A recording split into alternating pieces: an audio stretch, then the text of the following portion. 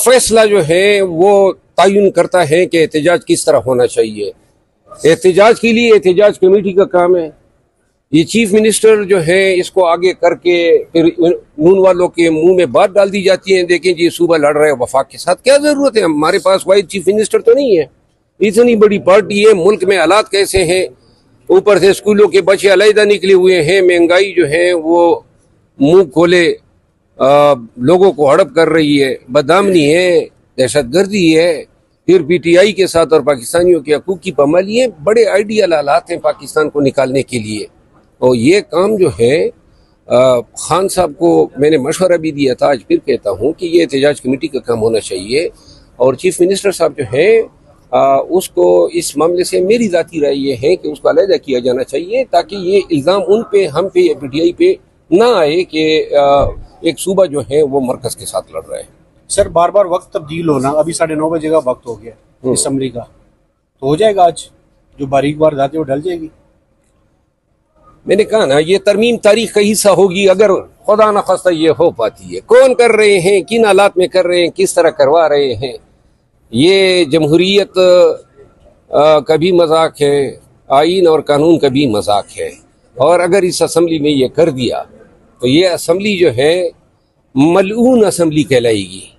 ये वो असम्बली होगी जो तारीख में याद रखी जाएगी, जिस तरह पाकिस्तान की अदालती तारीख में चंद चीफ जस्टिस मुनीर का नाम है, जस्टिस इफ्तिखार चौधरी का नाम है, जस्टिस डोगर का नाम है और साकिब निसार का नाम है, तो कुछ और नाम भी शायद इसमें ऐड हो जाए। तो ये असम्बली भी तारीख का नाम ऐड हो सकते थे? बस उमरता बंदियाल भी कोई मयनाज चीफ जस्टिस नहीं गुजरे हैं, उसने भी आइन और कानून की पामाली में अपना कार खैर और अपना हिस्सा अदा किया है। सर वेलकम बैक तो वही क्या कहते थे खान साहब को?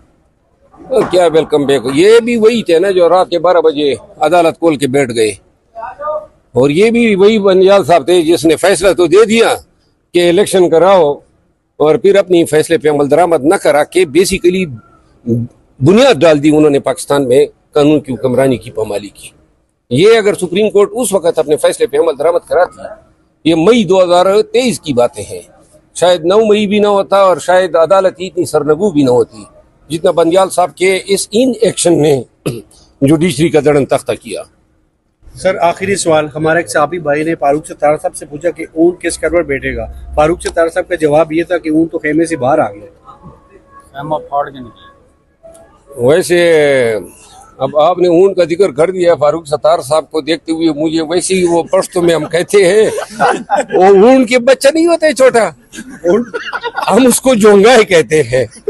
फारूक सत्तार साहब जोंगाई की जो है गमाजी करते हैं। शुक्रिया, बहुत शुक्रिया, बहुत शुक्रिया। उमरता बंदियाल भी कोई मयनाज चीफ जस्टिस नहीं गुजरे, उसने भी आइन और कानून की पामाली में अपना कार खैर और अपना हिस्सा अदा किया है। सर वेलकम बैक तो वही क्या कहते थे खान साहब को? क्या वेलकम बैक, ये भी वही थे ना जो रात के 12 बजे अदालत खोल के बैठ गए। और ये भी वही बंदियाल साहब थे जिसने फैसला तो दे दिया कि इलेक्शन कराओ, और फिर अपनी फैसले पे अमल दरामद न करा के बेसिकली बुनियाद डाल दी उन्होंने पाकिस्तान में कानून की हुक्मरानी की पामाली की। ये अगर सुप्रीम कोर्ट उस वक्त अपने फैसले पे अमल दरामद कराती, ये मई 2023 की बातें हैं, शायद 9 मई भी ना होता और शायद अदालत इतनी सरनगू भी ना होती जितना बंदियाल साहब के इस इन एक्शन ने जुडिशरी का दड़न तख्ता किया।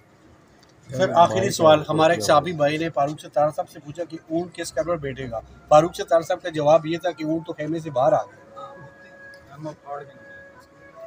वैसे अब आपने ऊन का जिक्र कर दिया, फारूक सत्तार साहब को देखते हुए मुझे वैसे ही वो पश्तो में हम कहते हैं और ऊन के बच्चा नहीं होते छोटा, हम उसको जोंगाई कहते हैं। फारूक सत्तार साहब जोंगाई की जो है गमाजी करते हैं। बहुत शुक्रिया, बहुत शुक्रिया।